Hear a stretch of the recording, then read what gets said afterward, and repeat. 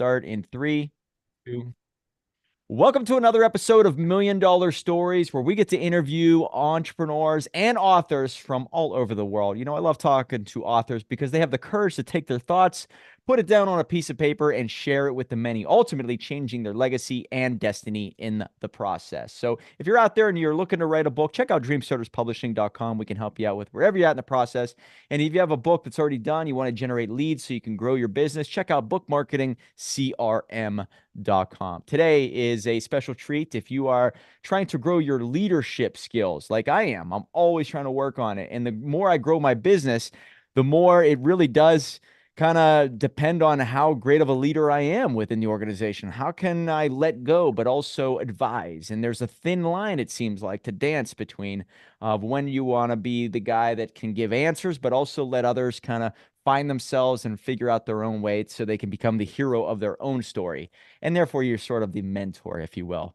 And the book that we're talking about, Uncommon Greatness. All right. 5 fundamentals to transform your leadership. We have an individual who has written many books. So it is an honor to have you on the show, Mark Miller. Mike, great to be with you today. Well, let's start off with, I always ask the genesis of this book, but it seems like there's a genesis to the other books too. So what made you want to take your thoughts, put it down in a book? But if you can give us a quick little synopsis of where you come from and how you got to where you're at now, that'd be very great too. Sure. Well, I started selling chicken about 100 years ago. I worked as a Chick-fil-A team member as a teenager in a local restaurant, but I was awful there. And so I hope none of your listeners have ever had an employee as bad as I was. And so I made a strategic career decision. This is not advice. I quit because I felt like it would be easier to explain me leaving than to explain me being fired from Chick-fil-A. So I went and got another job. 6 months later, I got laid off and I thought, shoot, I need a job. And I can't work in the restaurant, but those chicken people seem pretty nice. So I said, maybe I can work at their corporate headquarters, which of course makes no sense in any universe, but I chalk it up as the mind of a child. So long time ago. So I went to the Chick-fil-A headquarters, told the receptionist I wanted a job working in their warehouse because I knew they had a warehouse.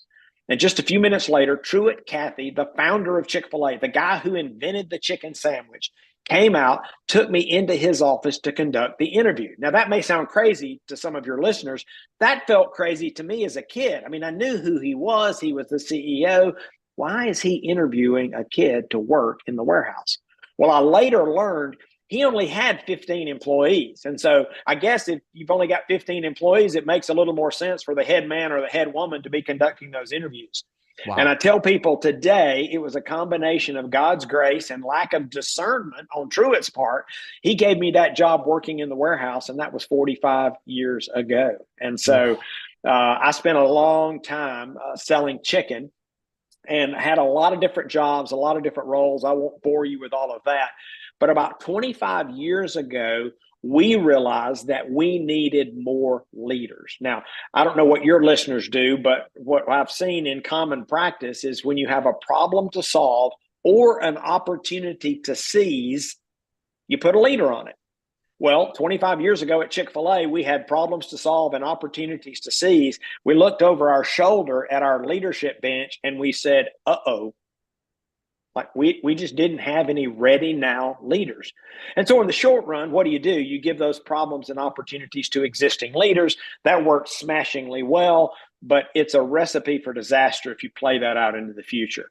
And our executive committee understood that, and they asked me to figure out how to accelerate leadership development. And I put together a team of really smart people, and we went to work on that question. And for the last 25 years, my team, the team that I had the privilege to lead, spent most of our waking hours trying to serve our leaders and by extension, leaders around the world. And so that's kind of how I got here today. Uncommon Greatness is the 12th book that our team has produced over the last 25 years, all designed to serve leaders. Wow. It's awesome, man. So I mean, if you can give us a quick little definition, what makes a great leader? What do you look for? What do you see? If you can give some characteristics that really shine through and maybe some people that you can think of when you hear the word leadership, what would it All be? right.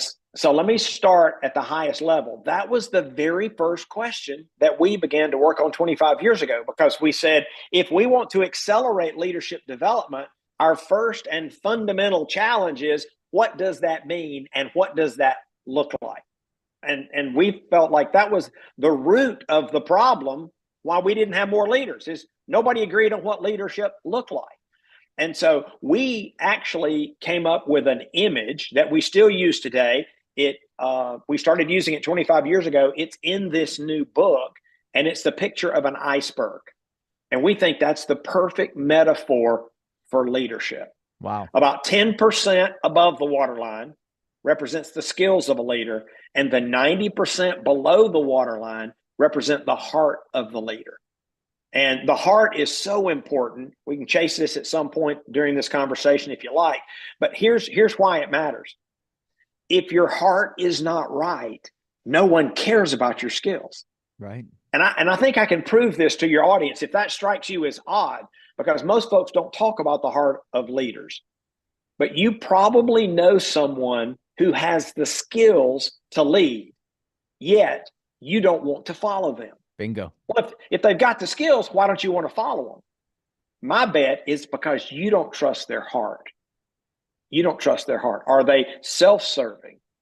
Are they for you? Or are they for themselves? If the heart's not right, nobody cares about your skills. That's the key. Yes, you need the skills. An iceberg is above the waterline and below. But if your heart's not right, nobody wants to follow you. So then the skills become irrelevant. And so we came up with that picture 25 years ago, and we've written about it numerous times. It's featured in this new book because we believe far too many organizations ignore or are oblivious to issues of the heart, and they wonder why so many leaders can't gain fellowship. It's Yep. because their heart's not right. Yep. And the fact that maybe there is a leader in your life and then you follow them into the desert potentially, and then you start to see who they really are once you're out in the wilderness.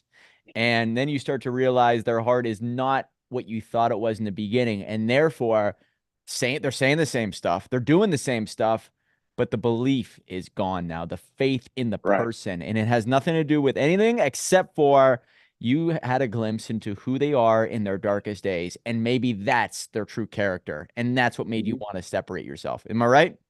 Absolutely. So, Absolutely. in your book, you have a couple fundamentals, 5 fundamentals. And the one Yes. you start off with is see the future. Now, in my first book, Dream Starter, I talk about in order for my first business to succeed, which was actually my fifth business, vision, right? Seeing 5 years out, seeing the next step was instrumental. I only thought about the dollar in my first four businesses, right? Getting the sale, but the vision really what separated the fifth business from the first four failures, if you will. So tell me about seeing the future, see the unseen, and ideas for action. Well, leadership always begins with a picture of the future. And a leader who is not trying to achieve something, accomplish something, become something, take people somewhere, I could argue you're actually not leading. Now, you might be managing. We could have that philosophical debate. I'm not even sure what you're doing. But if you're not trying to pursue a preferred future, I'd say you're not leading. And so it is the first fundamental for a reason. Now, I'll quickly say I don't represent these as a linear process, like check, check, check, check. And people often ask me, well, if it's the first fundamental, is it most important? And I think it's first among equals for the reasons I just stated. If you're not trying to go somewhere, what are you doing? Like, Right. what are you doing? Right. So it is first among equals. Leadership always begins with a picture of the future. And you reference see the unseen. That's the essence of it. We're supposed to, as leaders, see the potential in people before they see it, see threats on the horizon before they manifest themselves. We're supposed to see opportunities that don't yet exist. We're actually trying to call to being some preferred future. And you can't You can't create what you can't see. You can't create what you can't articulate. So it is the first fundamental for a reason. And so, I mean, I've read about great leaders before, and it's really all about showing the promised land, right? Showing some type of symbol of hope, but some place that we all want to go to. And then you assemble a tribe, and then you give that tribe, I guess, maybe the belief, the confidence, the tools, the resources to obtain that promised land. And maybe in a sense, you kind of get out of their own way, right? And I think that great leaders create great leaders. So you need to have individuals who are very resourceful. Therefore, they're not always looking for answers. They have the answers within. And so maybe it's another aspect of mirror. There's a mirror that's going on. You attract more so of who you are. And when you show the promised land, maybe it's like you or the where you're going, whether it's financial freedom or spiritual freedom, confidence, whatever it is, you basically I don't know. Is it almost like stoking a fire where you have to implement motivation and and glimpses of what that's going to look like once you get there? Hey, once we get over this hurdle, once we work with this client, once we do this and how it's going to lead to a better life. And I guess maybe I always equate everything to the hero's journey that everybody's going through this hero's journey. And so it's your job as the mentor slash leader to make it as exciting slash easy slash comprehensible. I think that's the word I'm looking for, so that they understand if they do this, then they can acquire Y, right? They're able to slay the dragon if they do the little stuff first. So there's a lot going on, I think, in leadership, but it's really about showing something that excites them, but Right. it excites you too, right? And if it Right. excites you, most likely you're going to attract the right person into your life. Sure. I agree with everything you said. There is a cautionary note, though. People love certainty, but they'll settle for clarity. I think we got to be really careful, even the way we think about this. If I can convince people to do ABC, then we'll realize XYZ. Well, maybe you will, maybe you won't. I say a leader can really only provide certainty on a couple of things: intent and effort. Beyond that, you got to do the work, and you've got to adapt, and you've got to be flexible. You got to be fluid. Wow, it's a good way. So you said that sentence, and I want to make sure it's memorable for the people listening or watching. But people love certainty, but they will settle for clarity. Right. And clarity is a superpower. But just being able to connect the dots and it makes sense, right? This is why I would assume that individuals kind of fall into the trap that, oh, if the devil I know is better than the devil I don't know. So even if I hate my job or whatever I'm doing, I at least know what it's all about. So uncertainty, the new world, the unfamiliar world scares me. Even though it might be better for me, it might be worse. So the fact that I Right. don't know, I'm able to say this is clear for me now, and therefore I will stay put. Is that right? Absolutely.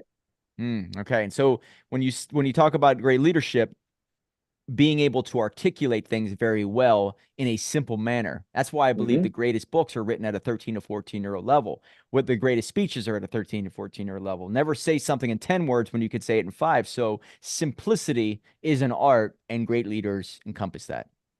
Absolutely. I agree. Cool. No All right. question. So I want to touch on a few others. I mean, we could Yeah, spend hours sure. probably, but become unstoppable, engage and develop with others. All right. So when I think of my developing my leadership skills, I believe they've developed by giving individuals more freedom to kind of fail on their own and make mistakes, but engaging with them whenever they need, right? Being there, but allowing them to kind of maybe say the wrong thing on the sales call and then correcting it as you go, but giving them, I guess, the trust in them that I have faith in them. So that's what I think of when I see this. But what are you saying in fundamental number two? Well, you captured the essence of it. I think you've got to engage people, and it's a big concept, but we've tried to simplify it to your earlier point. And engagement is really about how much people care, how much they care about their work, how much they care about their coworkers, how much they care about their customer, and how much they care about the organization. And if people don't care, they're not going to help you accomplish your vision. And so leaders have a huge responsibility. In fact, I challenge leaders all the time. You determine the level of engagement of the people in your organization. And some leaders push back. They don't want to own that. Going, well, the best leaders own the engagement level of their people. And I don't know if your audience is familiar with some of the numbers, but depending on whose survey you're looking at, globally, Marcus Buckingham is saying these days that engagement is at 15% globally in the workforce. Is it any wonder that excellence is so elusive, that there are very few high performance organizations, because people actually don't care, and they tell you that when they complete these surveys. And so that's second fundamental. You've got to engage people so they'll go on the journey with you. What does that mean? That 15% essential number? What is that referencing? Well, it's references when you try to figure out how much people care at work. 85% will tell you they don't. Oh, wow. You mean they're not engaged with the mission Globally, of the company, basically? they're not engaged with the work, the coworkers, the customers, or the organization. They are just taking a paycheck. They're doing as little as possible. Now, if you Wow. look at Gallup's numbers, are closer to 30%. So do you feel better about that? That means 7 out of 10 aren't engaged at work. Again, it's a huge issue, and leaders have to own it, and they have to solve it. I will say this: every time those numbers are published, somebody says this is an indictment on the American worker or the global worker. I think it's an indictment on leadership. We're creating those conditions, and we're getting what we deserve based on what we're doing.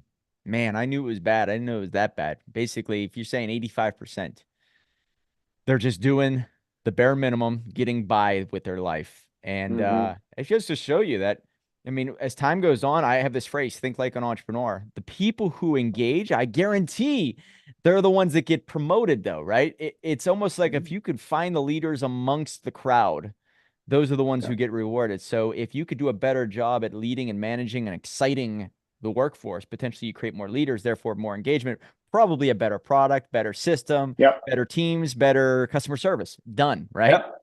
It works. So I want to touch on escaping the norm. I think that yeah, the moment things become stale or predictable, it's you start to lose that flair, I guess. But reinvent continuously. I've realized that I'm always reinventing new ideas, new strategies, because everything is unpredictable as an entrepreneur. Who knows how they're going to respond to this new product or this service or this payment plan? So it's just in my blood that, and I don't know if it's in everybody's blood, but I just love being able to be like a street fighter out there. All right, let's try this out. Let's try this out. So I think it keeps it exciting at a certain level. Now we're only about 15 people deep with our organization, but when you're talking about thousands of workers, I don't know how Amazon reinvents continuously. So what do you mean by fundamental number 3? Well, progress is always preceded by change. Your current systems, structure, behaviors, and beliefs are perfectly aligned for the outcomes you're now receiving. So if you want to move closer to your vision, if you want to move there with greater pace, you've got to be willing to change something. I meet far too many leaders that think change is a burden, it's an obstacle, it's an inconvenience. And I would say they don't understand their role. The fundamental role of the leader is to create and sustain positive change in service of the vision. Wow. And so you gotta reinvent, or you're not doing your job. You're not doing your job. Now, it's a big concept. We give people 3 hooks to think about. This is not exhaustive, but it'll help folks get their head around this. How are you reinventing yourself? What are you learning? How are you growing? Second, how are you reinventing the systems and the work processes? Hope is not a strategy. It's a really good thing, but it is not a strategy for improvement. And third and finally, how are you reinventing the structure? The structure should enable, not inhibit, the accomplishment of the task at hand. And that'll be a good starting point for your listeners to think about. Yeah, I gotta double down here because I don't like the outcomes. I mean, they even think about it personally. If you're a student and you don't like your grades, well, what are you going to change? Well, you change your classes, you change your study methods, you change your tutor, you change something, Yep. or you're going to keep getting the grades you gotten all along.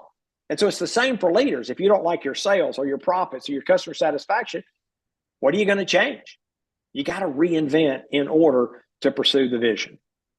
Yeah, in the very beginning, that is, like you said, if you have thin skin, that's gonna hurt because you get something set and you don't want to have to go back and go into that bag of tricks and learn something new, right? And as time goes on, you will fall into this trap of comfort, and that is going to be a death sentence. So every time you feel like maybe you've hit a plateau, this is the time for the leader to instill some type of change, whether it's within themselves. I think entrepreneurship is a personal development journey disguised as a business journey. So you have to fix yourself, but also change your strategies, which can be very scary if what you've been doing is working. But then there's that other philosophy. What gets you here is what will keep you here. So you need to constantly evolve.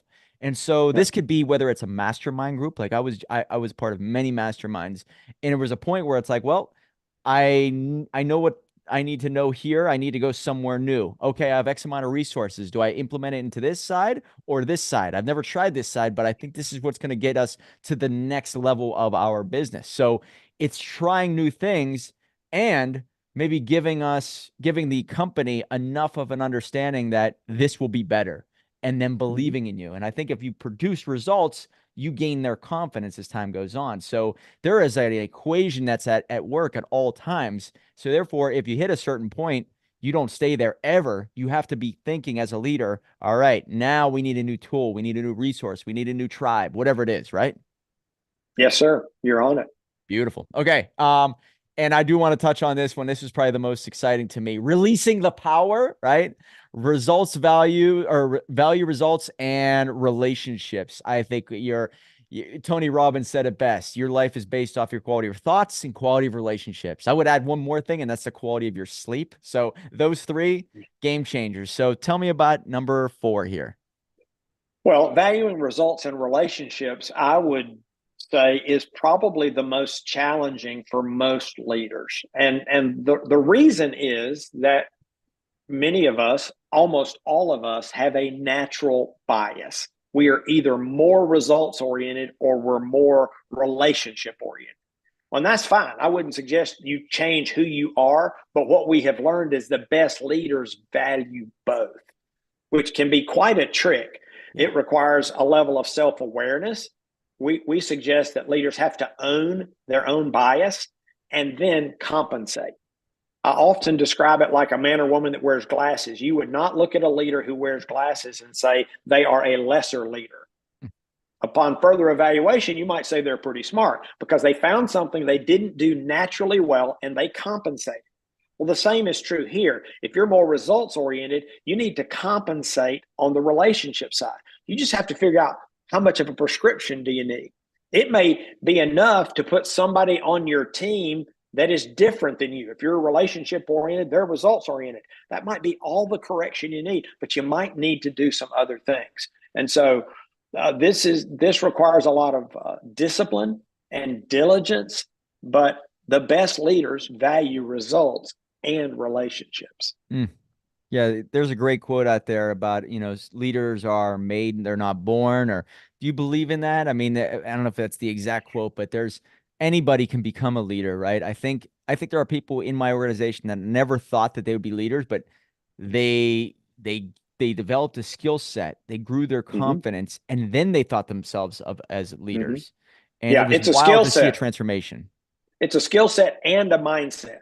And it begins with a choice. Now, let me quickly add, I think some people can lead at a higher level.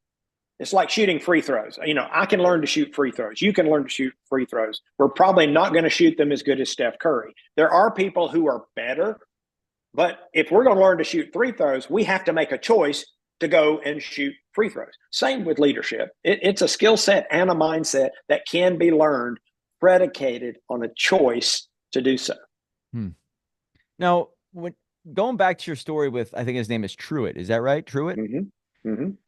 What else did you notice amongst that individual? Was he just a born, I mean, you could say, was he a born leader? Was he gifted, or was he just an absolute workaholic? Like, what did you notice amongst him that really inspired people to really build this incredible? I don't know what it was like 45 years ago, but everybody's Yeah. heard of Chick-fil-A. So 45 years ago, was it a monster conglomerate back then? And I No, would no, assume no. that Uh-uh.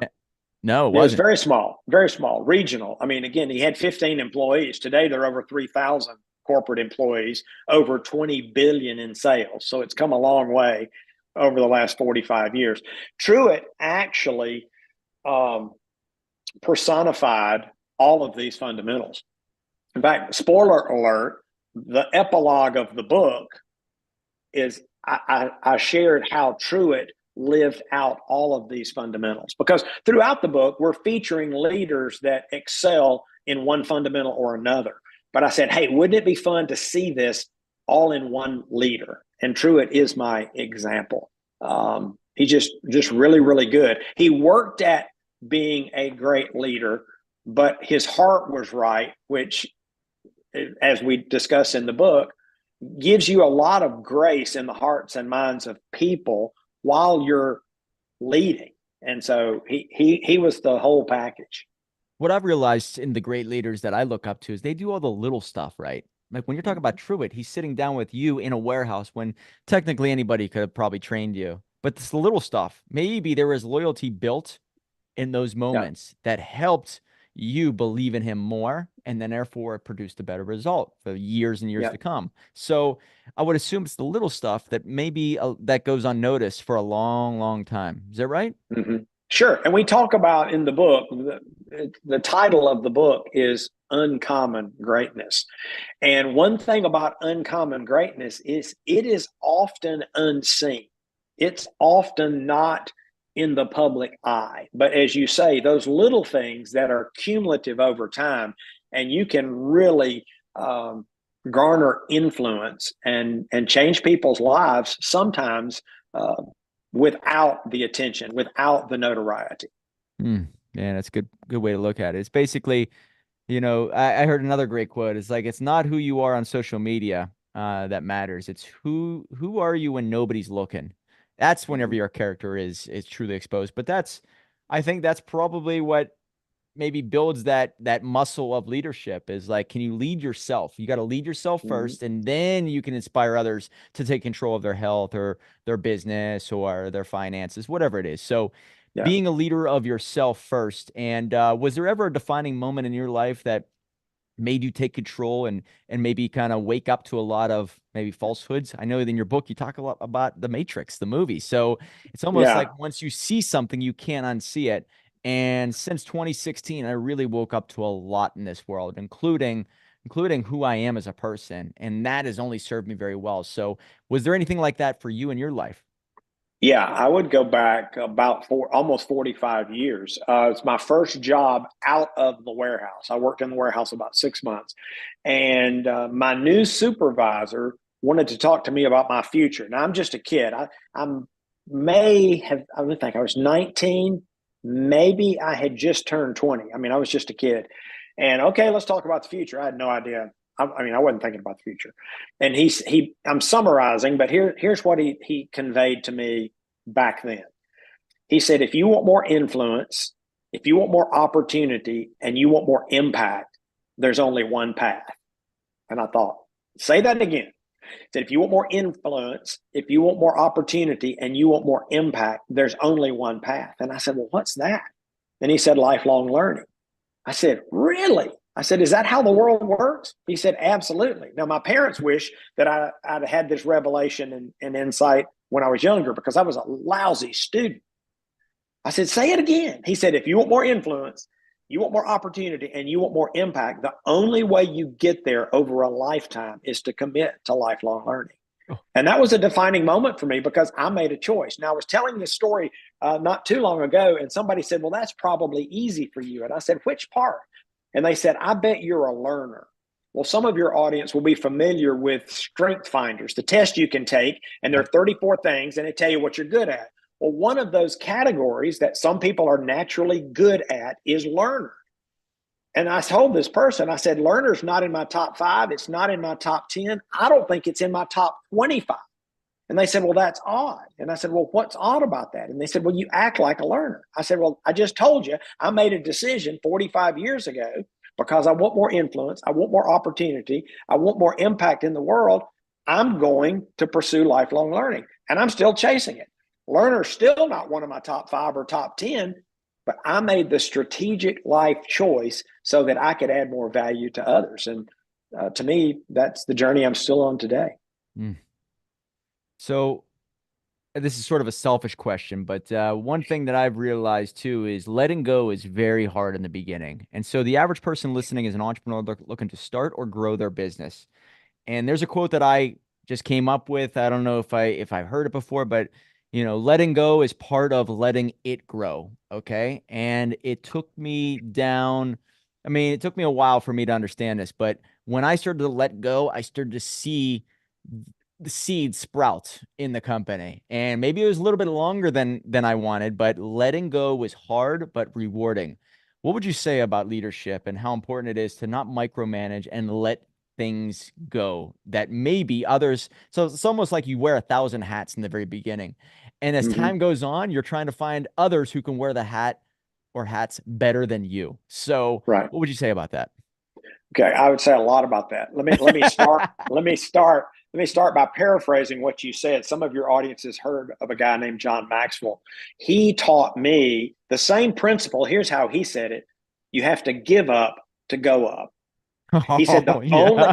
here's what he said. He said the only thing preventing you from going up is your unwillingness to give up. He said, I can tell you in everybody's career, you just tell me who they are and what they do and what they're accomplishing, and I'll tell you what they haven't given up, which is why they've not gone up any further. So it's the same idea. And so I think it's an ongoing battle. I'm 100 years into my career, and I'm still having those conversations with myself and others. What do I need to give up so I can go up? And so you got to keep asking it. But to your point, you said you want somebody to take that spot who's as good as you are. I'd say your bar set too high.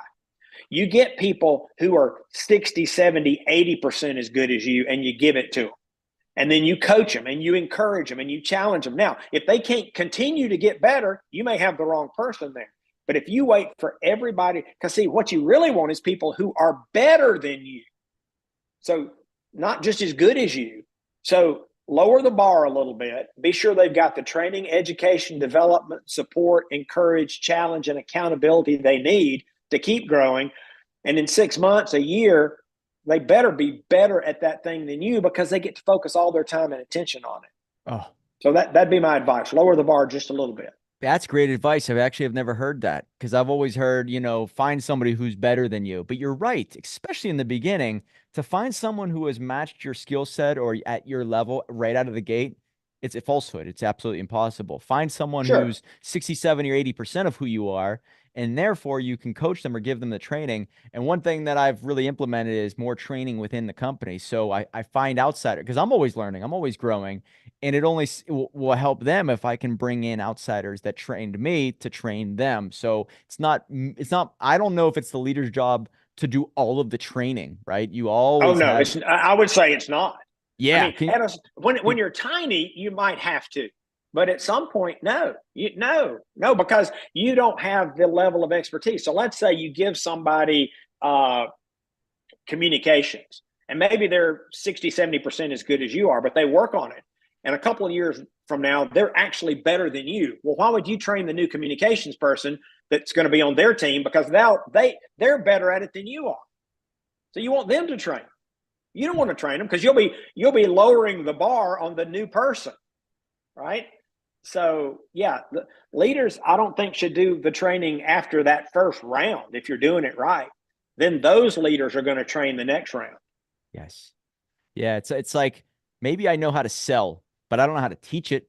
There are people out there who are masters at teaching it. So it's different levels, right? Maybe you do have to give the basics to somebody, your first, second, or third hire.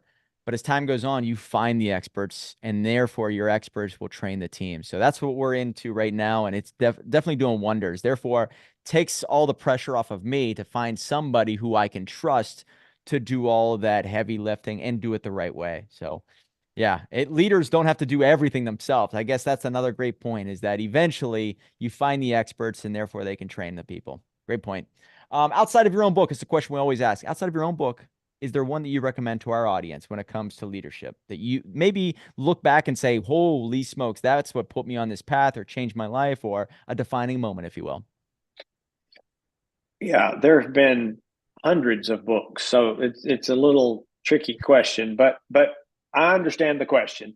So my answer is don't read just one book. Okay, that's my answer. But if I have to name one book, I Yeah. would probably say go back and read The Effective Executive by Peter Drucker. And it's a 40 or 50-year-old book now. I guess it was published in the 60s. And it's a little paperback about this thick, and they still use it in colleges and universities around the world. It is the source of the Nile when looking at most of the topics that are in the popular culture today around leadership. And so I think Peter Drucker's the best management and leadership thinker of the last 2,000 years. And so that's the book I would recommend if you're only going to read one, but don't just read one. Hey, I've interviewed a couple hundred people on this podcast, and you're the first one to recommend Effective Executive by Drucker. I'm going to check that out. It's awesome. Please, Now, please do. now your website, before we wrap up here, very well done, by the way, leadeveryday.com. Guys, go to it, check it out. He has different training resources, assessments, books to buy on there. If they go to your website, what do you offer? I guess the training resources are a way to get in touch with you or your team, and what's on there? All the above. I mean, we've structured it around several felt needs. Some people need to become a better leader, and they know that. Either they became aware of it or somebody else told them they do. So we've got resources and tools and coaching and all the things that can help you with that. Some people need to improve team performance. We can help you with that. And then third and finally, some people want to strengthen their organization, and we can help with that. And then there's a fourth category that we're building out now called Accelerate Your Success. There's some principles and practices that transcend those three felt needs, and we're trying to add more value there. But let me give you one more quick resource as we land the plane here. My cell number is 678-612-8441. And some of you are driving, so I'd ask you, Mike, to put that in the show notes, Absolutely. 678-612-8441. And if I can serve you or our team can serve you, we've got coaches and trainers and keynote folks. I mean, we're a full service leadership development agency. So if we can serve you, let me know. Beautiful. Guys, his other books, Win the Heart, Talent Magnet, Chestnut Checkers, very well done. You obviously see the power of a book, and I see how you've done it on your website.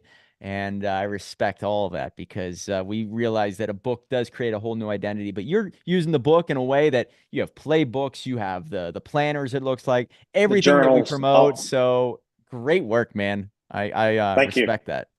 Thank you. Guys, get in touch with Mark Miller. Best way to get in touch with you, is it through the website? Is there a social media channel that you're more active on than any other? Yeah, I would say my cell number is the best way to reach me, and the website gives you all the contact info.